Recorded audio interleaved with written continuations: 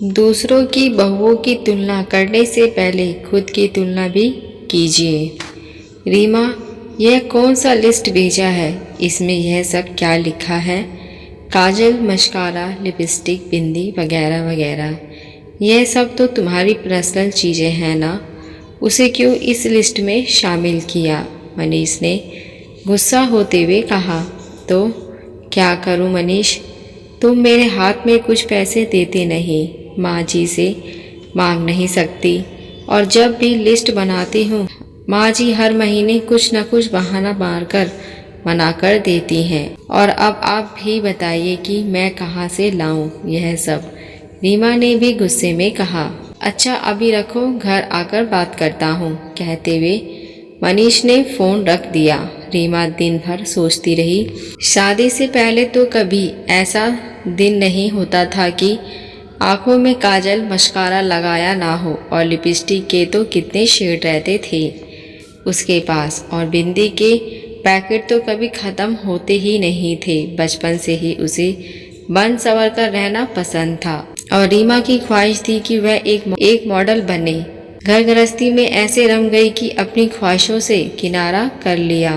कहाँ हमेशा तैयार होकर रहने वाली रीमा, और कहाँ आज की चूड़ा भी ठीक से नहीं बनाने वाली रीमा। हर महीने मनीष के हाथों में लिस्ट थमा दिया जाता, और बाकी चीज़ें सासू माँ सरला जी खुद लेकर आती। एक दिन भी पैसा रीमा के हाथों में नहीं दिया जाता, और हर बार मायके से लाना भी रीमा को उचित नहीं लगता, इसलिए उसने यह सब चीज़ों से मानो मुँह ही मोड़ लिया था। परंतु रीमा के और सरला जी का हर समय हर वक्त यह आलाप की फला की बहू कैसे तैयार होकर रहती है, तो डिगाव की बहू कैसे अपने आप को मेंटेन रखती है।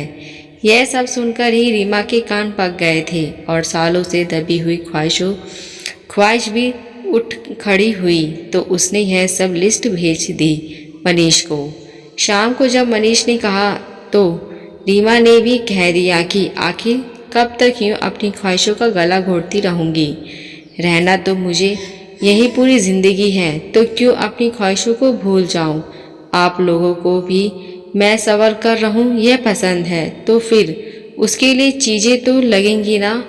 ऐसे ही ना सजा सवरा जाता है। आगे से दूसरों की बहुओं की तुलना करने से पहले खुद की तुलना भी किया कीजिए कि आप अपनी बहू को किस तरह से रखते हैं, फिर मुझे कहना।